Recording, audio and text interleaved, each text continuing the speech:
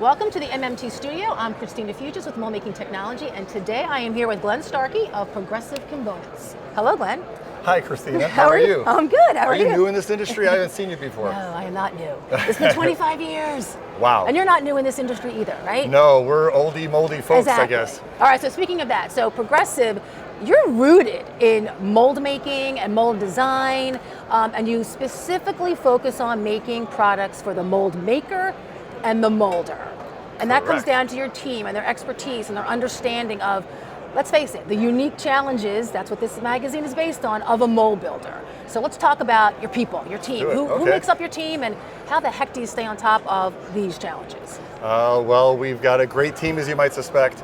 Our roots are in the mold making industry. My brother Don and I have been partners for 33 years together, and decades before that, our dad owned a mold shop in the 60s. So, it literally put food on our table growing up. So we just feel a responsibility to do right by the industry. It just makes sense. So that customer-centric sort of thinking has made its way, permeated throughout our culture, so that people realize at Progressive who we're really working for, and we're working for the customer. So this is going to sound corny, but we actually have photos positioned throughout our facility of customers. We grab that from our ads, our testimonial ads. So if somebody's walking, down the hallway and they see Lyle's, or they see Jim Sperber, or they're walking down the hallway and they see Toby Brawl, and they see all these customer friends of ours, and it's a reminder as to who we're working for. It's a customer-centric culture. So then we also have to ask customers what we need to be doing for them. We need to always listen up if they've got, whether it's innovations, whether it's service improvements we can make.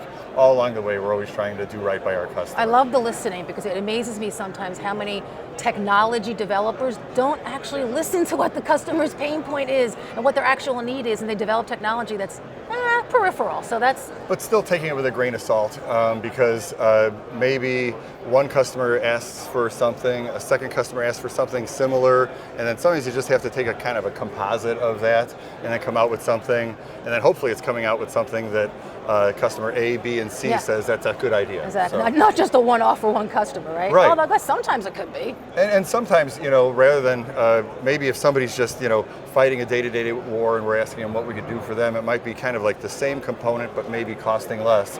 And then we'll look at it and we'll try to come up with just a different way that makes the whole process more efficient and cost less overall, if that made any sense. Yeah, no, it totally makes sense. All right, so 25 years, talking about innovation. Is there a particular product or innovation at Progressive that is like the hottest one over 25 years? What's your best seller, maybe? Yeah, well, I guess luckily we don't have, if we had, one product that was overwhelming amount of sales, then we might be a sitting duck to a competitor. Okay. So we've got categories that we've either initially developed or we've furthered. So in other words, we had the first standard lifter in the industry, so then anything with pulling undercuts or side core pulls, we've sought to pursue that. On alignment, we've got a full robust program of alignment. We've got a good position with alignment products. But I have to say, if we had to pick one, it was just prior to 25 years ago, we realized that molds need a kind of odometer on them. So we came up with the first mechanical counter.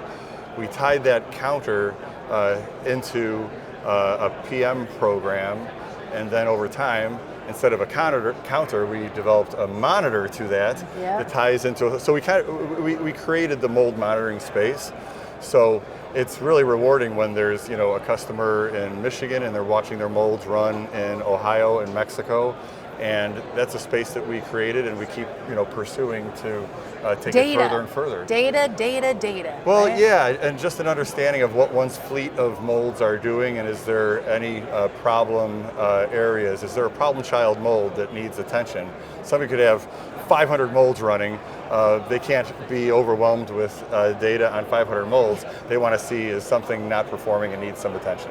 Perfect. All right, so back to the people side. How would you? But I have to say, I've got a love for the nuts and bolts sort of things as well. You Okay. know, ejector The pins, simple core things, pins, yeah. sleeves. I love when there's The a forgotten things, there's right? Well, it's the everyday things, but if you don't do those right, if you do the downward spiral of going to the lowest cost country and the lowest cost vendor within that low cost country, then you end up with ejector pins that aren't round or heads that aren't parallel or perpendicular to the body.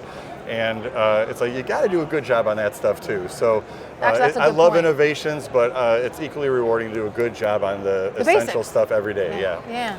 So, in a nutshell, how would you describe the culture at Progressive? Crazy. No, everybody's got good energy. That's what people on the outside would say. Everybody's got good energy. Everybody understands how we're a part of a room like this, and also it's a colleague-based atmosphere where we're respectful, but we're giving each other input on how to improve and everything. So the name of the company is Progressive Components. It's not complacent components. So we say, never accept the status quo. Keep trying to make things better. That's kind of like an overwhelming aspect. Now, being global, this is always of interest to me. When it comes down to culture, we talk a lot about culture. When you're a global company and you have people all over the place, how do you maintain that culture remotely, basically? Yeah, we have 75 people worldwide. Majority obviously would be in North America. We're based about 30 miles north of here, in a town between Chicago and Milwaukee. And then we also have a service center in Southern California, in South Carolina. We've got 6 people in Singapore who are pro-compers, as we call ourselves, and then a half a dozen people spread across Europe. And I guess 2 things come to mind. One, the reporting relationships aren't geographic, where there's not some fiefdom in Europe, a fiefdom in US, and a fiefdom in Asia. The org chart is all over the place, where an engineer of ours in Singapore reports to our engineering manager here in Wakanda, Illinois. We've got sales personnel that are in Europe that report to sales management in the US.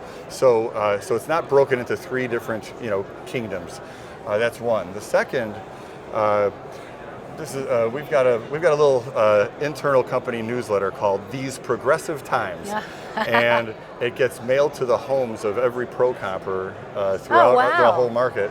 And even though it'd be much more efficient in a way to pop it into people's inboxes, then it's just one more email. So we like to have a hard copy of that. I'm all about that. Exactly. So, and then also, others in their family can see what mom does or what dad does. So it's often that, and it's a lighthearted internal company newsletter. We will give the messages. Don and I will rotate and give the messages as to what we're currently thinking, what we're currently fighting, what we're currently hoping to have happen. But then also there's just, Susie got a new puppy, Billy graduated from college and stuff, and we all really like seeing that stuff. So that kind of like holds us together. And what's nice is that because that Progressive Times ends up on the kitchen island, we have many pro-compers say that when they get home from work, that envelope's already been opened by their 9-year-old daughter. They want to see what mom does and everything. It. Yeah, it's kind of fun. I love that. So between an org chart that's just like all over the place, and then also a communication or a series of communications that goes to everybody, including families. It's important to involve the families in what their loved one does for a living. That combination of things keeps us more often than not on the same page. I love that. All right, last but not least, as you know, we're celebrating 25 years, and this is our commemorative 25 reasons to be a mold maker. These are the favorites over 25 years, but awesome. I want to ask you, what excites you the most for the next 25 years about mold making? So it excites me about the next 25. Well, it's just you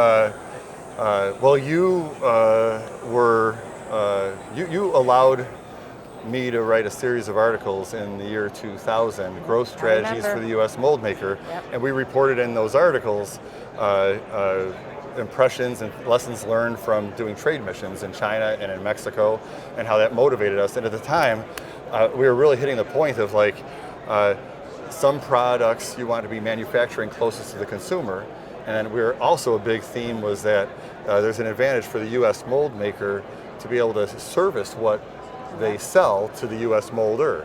So that was 23 years ago that that message was really getting hit, and it is good to see more that trend where molders utilizing mold makers nearby. Yep.